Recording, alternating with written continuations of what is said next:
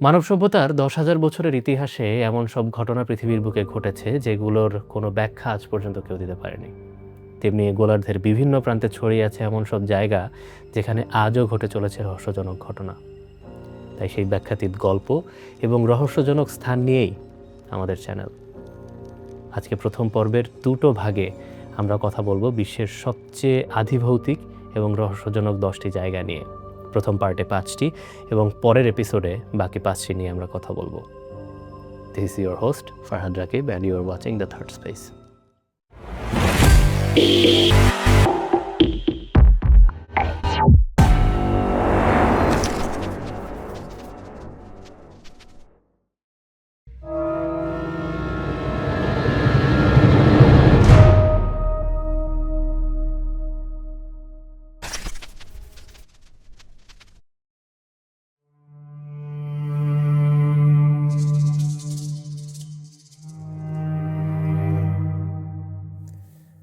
Mexico সিটির অদূরে জোকিমিলকো শহর, আর সেই শহরের কোলাহল পেরিয়ে জনপদ যেখানে শেষ হয়েছে তার কিছুটা দূরে তেসুলা লেকের কিনারায় একটা ছোট্ট দ্বীপ। মেক্সিকানরা স্প্যানিশ ভাষায় ডাকে ইসলা দে লা মুনিয়াকাস, ইংরেজিতে দ্য আইল্যান্ড অফ টলস, আর বাংলায় পুতুলের দ্বীপ। নাম শুনতে বেশ আদুরে মনে হলেও এই দ্বীপ ঘিরে জড়িয়ে আছে অনেক রহস্যময় গল্প আর দ্বীপে ঘুরতে যাওয়া পর্যটকদের গা ছমছমে অভিজ্ঞতা। ইতিহাস বলে ২০ শতাব্দীর মাঝামাঝি সময়ে জোকিমিলকো শহরের বাসিন্দা ডন হুলিয়ান সান্তানা বারেরা দ্বীপের কিনারে খালের পানিতে খুঁজে পান এক মেয়ে শিশুর মৃতদেহ। পানিতে ভাসতে থাকা সেই মৃতদেহের সাথে ছিল একটি পুতুল।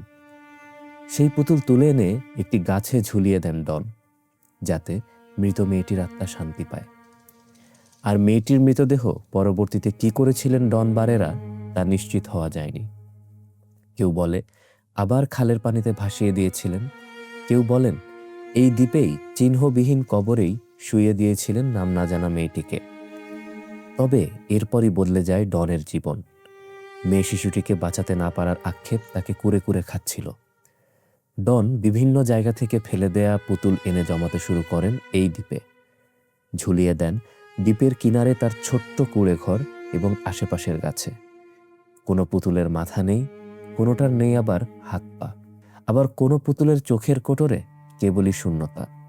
এভাবেই নিজের বাকি জীবন পরিবার ছেড়ে একাকী ওই পুতুলের দ্বীপে কাটিয়ে দেন ডন। রহস্যময় ব্যাপার ঘটে ২০০১ সালে, যখন দ্বীপের পাশ দিয়ে যাওয়া একটি জেলে নৌকা ডনের মৃতদেহ খুঁজে পায়। প্রাণহীন দেহটি ভাসছিল দ্বীপের কিনারে, খালের ঠিক সেখানে যেখানে অর্ধশত বছর আগে ডন খুঁজে পেয়েছিলেন বাচ্চা মেয়েটির মৃতদেহ। কেউ কেউ বলেন ডনের মানসিক বিকৃতি ঘটেছিল। আসলে ডন কোনো শিশুর মৃতদেহই খুঁজে পাননি, সবই ছিল তার কল্পনা। আবার কেউ কেউ বিশ্বাস করেন সেই অতিপ্রাকৃত সত্যে, যার কোনো ব্যাখ্যা নেই। ডনের পরিচিতরা জানিয়েছেন ডন একসময় বুঝতে পেরেছিলেন দ্বীপের পুতুলগুলোর মাঝে ভর করেছে মৃত শিশুটি সহ আরও শত শত শিশুর আত্মা, এবং ডন যা করছিলেন সেই অদৃশ্য শক্তির ইশারাতেই করছিলেন। তারা জোর গলায় বলেন শেষ জীবনে ডন সেই আত্মাদের সাথেই যোগ দিয়েছেন নিজের ইচ্ছায়। তবে ডনের মৃত্যুর সাথে এই গল্প শেষ হয়নি। সেই দ্বীপে ডনের ঝুলিয়ে দেয়া শত শত পুতুল আজও একই অবস্থায় রয়েছে।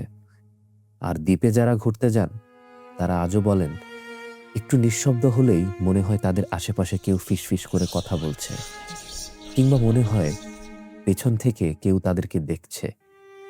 এমনকি পুতুলের চোখও নড়তে দেখেছেন কেউ কেউ।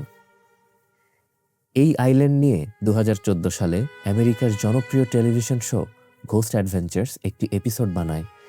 শেষ পর্যন্ত লা ইসলা ডে লা মুনিয়েকাস আর এর একমাত্র বাসিন্দা ডনের রহস্যের জট এখনও শক্ত করে বাঁধা রয়েছে আগের মতোই।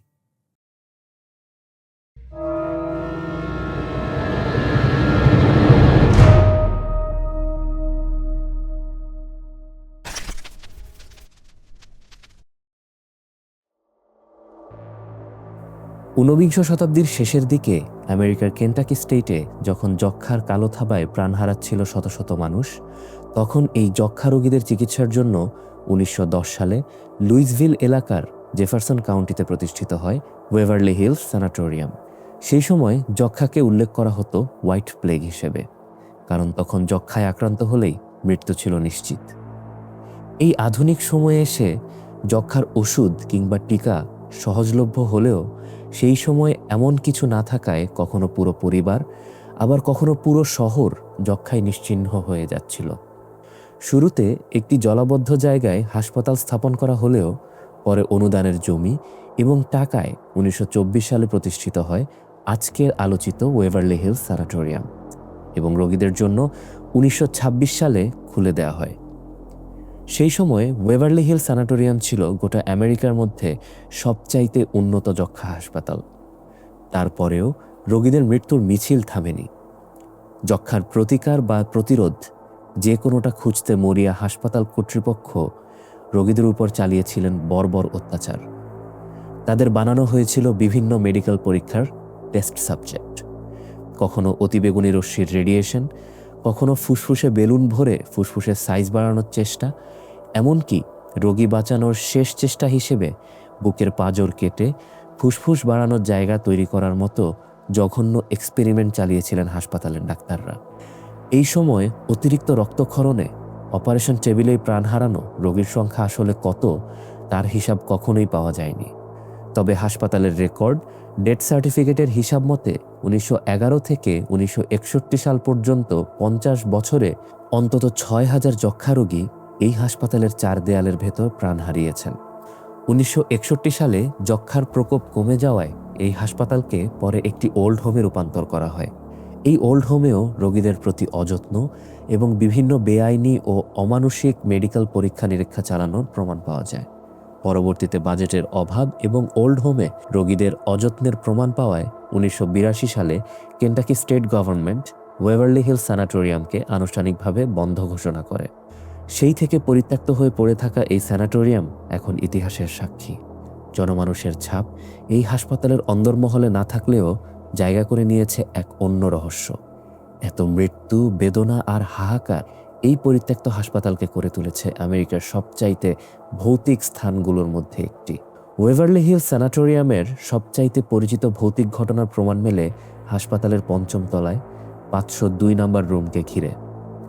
নার্স স্টেশনের এই কক্ষকে সবচাইতে অ্যাক্টিভ হটস্পট হিসেবে ধরা হয়। অতিপ্রাকৃতের প্রতি আকৃষ্টরা যারা এই রুমে গিয়েছেন তাদের অনেকেই দেখেছেন ছায়া, শুনেছেন মানুষের গলা আর ফিসফিসানির আওয়াজ, যার কোনো ব্যাখ্যা নেই। আশেপাশের লোকমুখে শোনা যায় 1928 সালে এই কক্ষে 29 বছর বয়সী এক নার্সের ঝুলন্ত মৃতদেহ থেকেই পুরো ঘটনার সূত্রপাত। পরবর্তীতে 1932 সালে আরও একজন নার্স ছাদ থেকে লাফিয়ে পড়ে নিজের জীবন দিয়েছিলেন। অবশ্য এই ঘটনার কোনো লিখিত রেকর্ড পাওয়া যায়নি। তবে এরপর থেকেই এই স্যানাটোরিয়াম প্যারানর্মাল ইনভেস্টিগেটরদের জন্য একটি এক্সট্রিম অ্যাক্টিভিটি স্পট। কারণ রুম 502 ছাড়াও হাসপাতালের বিভিন্ন পরিত্যক্ত কামরা কিংবা করিডোরে দেখা মেলে সেই সময়কার মেডিকেল কোট পরিহিত ডাক্তার, সিঁড়ি দিয়ে দৌড়ে যাওয়া শিশু কিংবা রুমের ভেতর আপন মনে কাজ করতে থাকা নার্সদের। শোনা যায় কাশির আওয়াজ, দড়াম করে বন্ধ হয় দরজা, আর বাতাসে টের পাওয়া যায় অশরীরীর উপস্থিতি। কালের ভারে ওয়েভারলি হিলস স্যানাটোরিয়াম এখন জরাজীর্ণ। কোথাও কোথাও দেয়াল ভেঙে পড়েছে, দরজা জানালায় পড়েছে মরিচা। এখানে ওখানে বাসা বেঁধেছে মাকড়সা সহ অন্যান্য পোকামাকড়। তবে চিরতরে হারিয়ে যাওয়ার আগ পর্যন্ত 8 লক্ষ বর্গফুটে এই পরিত্যক্ত হাসপাতাল সাক্ষী দিয়ে যাবে ইতিহাসের, আর সেই সাথে এক অতি প্রাকৃত রহস্যের।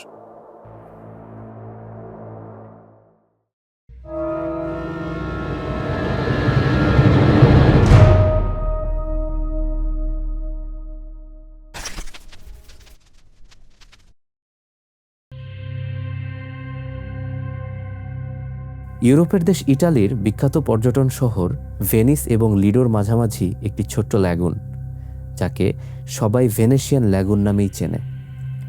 সেই ল্যাগুনের সবুজ পানির মাঝে একটা কালচে ক্ষতর মতো দাঁড়িয়ে আছে ছোট্ট একটি দ্বীপ, যে দ্বীপের নাম শুনলে স্থানীয়রা ভয়ার্ত চোখে তাকায়।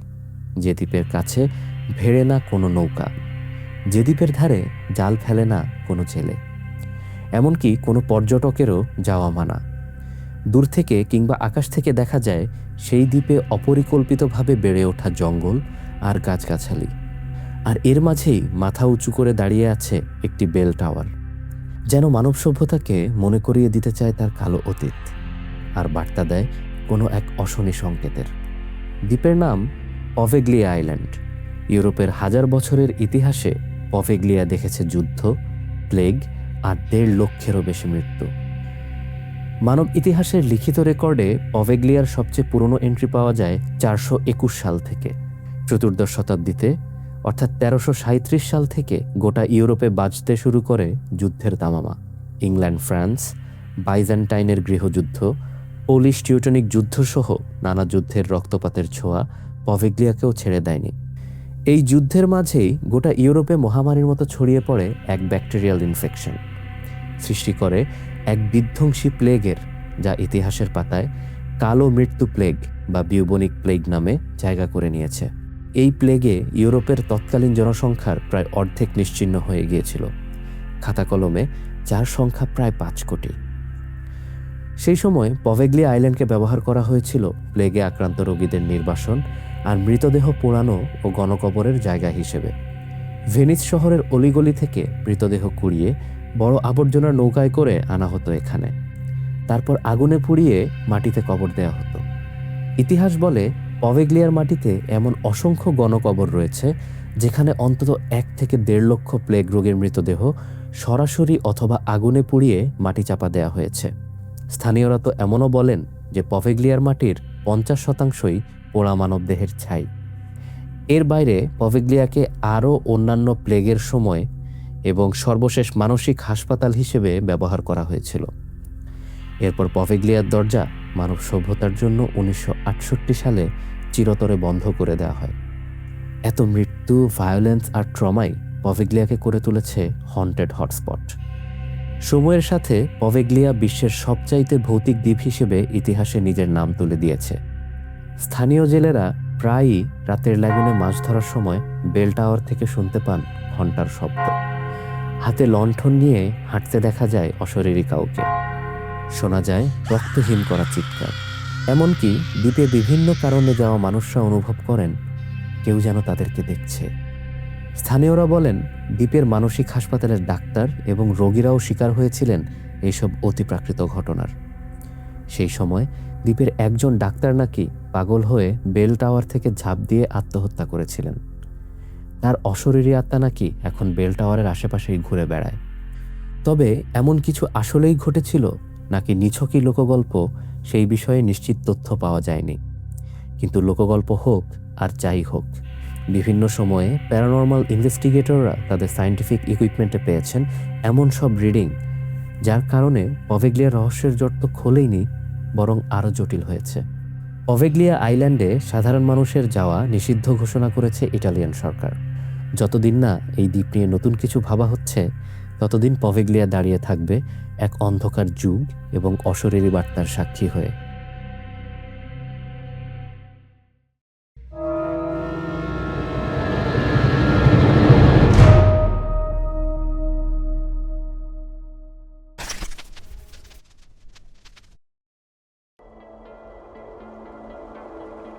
আমাদের এবারের জায়গা আমাদের প্রতিবেশী দেশে। ভারতের রাজস্থানে অবস্থিত ভানগড় দুর্গ জায়গা করে নিয়েছে আমাদের সেরা 10 ভৌতিক লোকেশনের লিস্টে। একজন তান্ত্রিক আর এক রাজকুমারীর লোককথা ঘিরে তৈরি হওয়া এমন এক রহস্য, যা রাজস্থান সহ গোটা ভারতের মানুষকে এখনও ভাবায়। বিবিসির অনুসন্ধান বলে 1570 সালে মুঘল সম্রাট আকবর এবং পরবর্তীতে সম্রাট জাহাঙ্গীরের বিশ্বস্ত সেনাপতি মান সিং ভানগড় দুর্গ নির্মাণের পদক্ষেপ গ্রহণ করেন এবং 1600 সালের আশেপাশে এই দুর্গের নির্মাণ কাজ শেষ হয়। তবে সেই সময়ে দুর্গপ্রাসাদের পাশাপাশি এই এলাকায় গড়ে উঠেছিল রাজসভার কর্মচারী ও প্রজাদের নিয়ে এক নতুন শহর। সেনাপতি মান সিং তার ছোট ভাই মাধো সিংকে এই দুর্গের ক্ষমতায় বসান।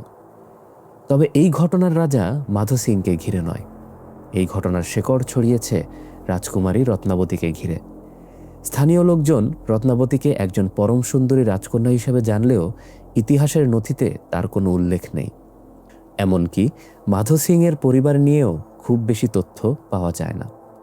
সুতরাং রাজকুমারী রত্নাবতী আসলে কে ছিলেন এবং মাধো সিংয়ের সাথে তার সম্পর্ক কি, সেটা চিরকাল ধোঁয়াশাই থেকে যাবে।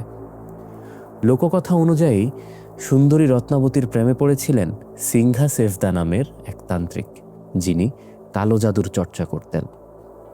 পরবর্তীতে রত্নাবতীকে বশ করার জন্য সুগন্ধির বোতলে মন্ত্র পড়ে তিনি সেটা রত্নাবতীর কাছে পাঠান, যাতে এই সুগন্ধি ব্যবহার করলেই রত্নাবতী তার নিয়ন্ত্রণে চলে আসে। তবে তার এই চেষ্টা রত্নাবতীর কাছে ধরা পড়ে যায়। তিনি রেগে গিয়ে দুর্গের কিনারে থাকা এক পাথরের ওপর সেই সুগন্ধির বোতল ছুঁড়ে মারেন। বোতলের আঘাতে আলগা হয়ে থাকা পাথর গড়িয়ে নিচে থাকা তান্ত্রিকের ওপর পড়ে। ভারী পাথরের আঘাতে মারা যাওয়ার আগে তান্ত্রিক অভিশাপ দিয়ে যান যে এই ভানগড় দুর্গ ধ্বংস হয়ে যাবে, এই শহর মাটিতে মিশে যাবে। আবার লোককথার আরেক ভার্সনে রত্নাবতীকে বশ করার জন্য সুগন্ধি পাঠানোর ঘটনা উল্লেখ না থাকলেও তান্ত্রিক তার সর্বোচ্চ চেষ্টা করেও রত্নাবতীকে না পেয়ে ব্যর্থ হয়ে রাগে এই অভিশাপ দেন বলে উল্লেখ আছে। তান্ত্রিকের অভিশাপে ভয় পেয়ে 24 ঘন্টার মধ্যেই রাজা মাধো সিং সহ শহরের বেশিরভাগ লোক ভানগড় ছেড়ে আমের নামের এক নতুন জায়গায় বসতি তৈরি করেন, যেখানে গড়ে উঠেছে আজকের জয়পুর শহর। একে একে সবাই তৎকালীন ভানগড় শহর ছেড়ে চলে যান, আর নিশ্চল হয়ে দাঁড়িয়ে থাকে ভানগড় দুর্গ। 450 বছরের পুরনো এই স্থাপনা ধীরে ধীরে জড়িয়ে পড়েছে এক অজানা রহস্যে, যে রহস্যের আনাচে কানাচে ছড়িয়ে আছে প্রত্যক্ষদর্শীদের অভিজ্ঞতা। এই রহস্যের গল্প কোনো নথিতে লেখা থাকে না, কোনো সরকারি খাতায় লিপিবদ্ধ হয় না। দিনে হাজারো দর্শনার্থী আর পর্যটকের পদচারণায় মুখরিত এই দুর্গে রাতে নেমে আসে এক অদ্ভুত নীরবতা, আর সেই নীরবতার মাঝেই শোনা যায় এমন সব শব্দ যার কোনো ব্যাখ্যা পাওয়া যায় না। দুর্গের ভেতরে ও চারপাশে পাওয়া যায় হাঁটার আওয়াজ, দেখা যায় ছায়ামূর্তি। এমনকি স্থানীয়রা বিশ্বাস করেন সূর্যাস্তের পর অন্ধকার দুর্গে কেউ গেলে সে আর কখনো ফিরে আসে না। আনুষ্ঠানিকভাবে এই দুর্গে সন্ধ্যার পর প্রবেশ নিষেধ ঘোষণা করেছে স্থানীয় প্রশাসন। এর কারণ হিসেবে ভবনকে ঝুঁকিপূর্ণ বলা হলেও স্থানীয়রা বলেন দুর্গের অভিশাপের হাত থেকে মানুষকে বাঁচাতেই এই উদ্যোগ। তবে কি অজানা সত্য লুকিয়ে রেখেছে এই ভানগড়ের দুর্গ? কার ছায়া দেখা যায়, কার গলায় বা শোনা যায় দুর্গের খালি করিডোরে, তা হয়তো জানা যাবে না কোনোদিন।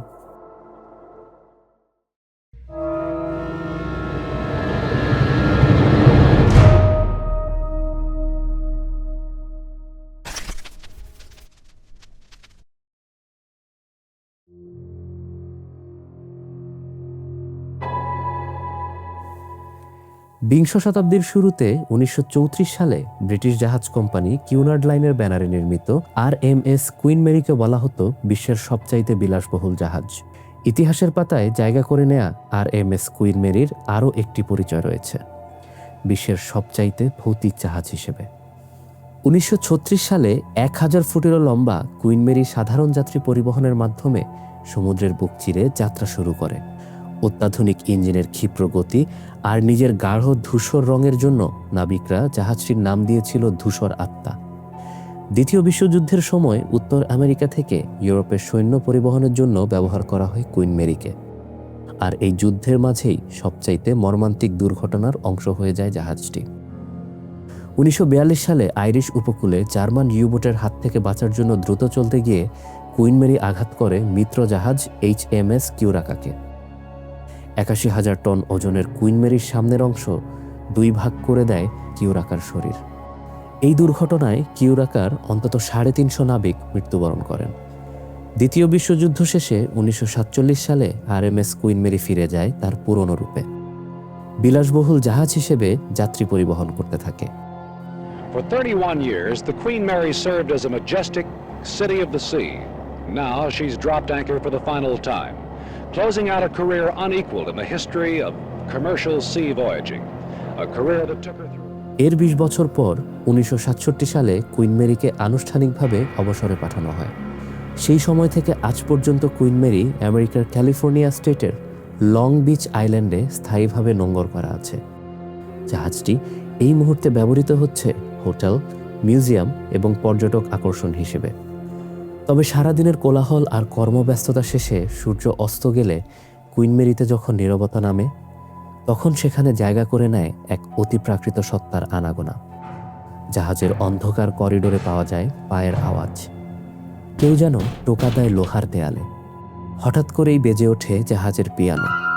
আবার কোথাও কোথাও পরিবেশ হয়ে যায় জাহাজের অন্যান্য জায়গা থেকে অতিরিক্ত ঠান্ডা। রেকর্ড বইয়ের তথ্য মতে বিভিন্ন দুর্ঘটনা, মেডিকেল ইমার্জেন্সি এবং যুদ্ধকালীন সময়ে কুইন মেরিতে অন্তত ৪৯ জন মানুষের মৃত্যু ঘটেছে। এর মাঝে সবচাইতে পরিচিত স্থান হচ্ছে জাহাজের ইঞ্জিন রুমের দরজা, যেটি ডোর 13 নামে পরিচিত। রেকর্ড অনুযায়ী কুইন মেরি অবসরে যাওয়ার ১ বছর আগে ১৯৬৬ সালের ১০ জুলাই জন পেডার নামের ১৮ বছর বয়সী তরুণ একজন ক্রু ফায়ার ড্রিলের সময় ওয়াটার টাইট ডোর 13-এর মাঝে আটকে যান এবং দরজার মেকানিজমের চাপে পিষ্ট হয়ে মৃত্যুবরণ করেন। এরপর থেকেই পেডারের আত্মাকে ঘোরাফেরা করতে দেখা যায় এই দরজার আশেপাশে। অনেক প্রত্যক্ষদর্শীর বর্ণনা অনুযায়ী নীল ইউনিফর্ম পরা পেডার দরজার পাশেই দাঁড়িয়ে থাকেন। অনেক সময় এই দরজা আবার নিজে নিজেই বন্ধ হয়ে যায়। কুইন মেরির সুইমিং পুলে দেখা মেলে এক ছোট্ট মেয়ে শিশুর, তার নাম জ্যাকি। কেউ কেউ বলেন জ্যাকি আসলে ডুবে মারা গেছে এই সুইমিং পুলেই। জ্যাকি ঘুরে বেড়ায় পুলের ধারে, তারপর হঠাৎ করেই মিলিয়ে যায় হাওয়ায়। পুলের পাশে ফ্লোরে পাওয়া যায় ভেজা পায়ের ছাপ। এমনকি ১৯৩০ সালের সময়কার সুইমস্যুট পরা নারীদেরকেও দেখেছেন অনেকে। ইঞ্জিন রুমে হঠাৎ দেখা যায় কালি, ময়লা আর গ্রিজ মাখানো মেকানিকের, যে আবার সেকেন্ডেই অদৃশ্য হয়ে যায়। এমনকি জাহাজের ফার্স্ট ক্লাসেও দেখা মেলে দামি সাদা কাপড় পরিহিতা এক নারীর, যে একা একা ঘুরে বেড়ায়, নেচে বেড়ায় হল জুড়ে, তারপর মিলিয়ে যায় বাতাসে। হোটেল হিসেবে ব্যবহৃত কুইন মেরির 3rd ক্লাস কেবিনে যারা থেকেছেন তাদের হয়েছে এমন সব অভিজ্ঞতা যার কোনো ব্যাখ্যা নেই। গভীর রাতে কারণ ছাড়াই কেঁপেছে বিছানা। নিজে নিজেই বাথরুমের কল খুলে পানি ঝরতে দেখেছেন অনেকেই। তাদের কেউ কেউ পুরো রাত থেকেছেন, কেউ কেউ আবার পালিয়েছেন রাত শেষের আগেই।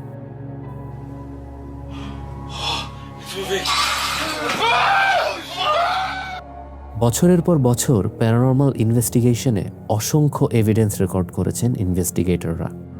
তবে কুইন মেরি কিন্তু ক্ষান্ত হয়নি। বিশ্বের সবচাইতে ভৌতিক জাহাজ হিসেবে অন্য জগতের গল্প বলে চলেছে এই জগতের মানুষের কাছে। Thank you so much for watching, এবং আশা করি ভিডিওটি আপনাদের ভালো লেগেছে। পরবর্তী পার্ট আসছে খুব দ্রুত, এবং পরবর্তী পার্ট সম্পর্কে জানতে অবশ্যই লাইক, কমেন্ট এবং সাবস্ক্রাইব করুন। Thank you so much.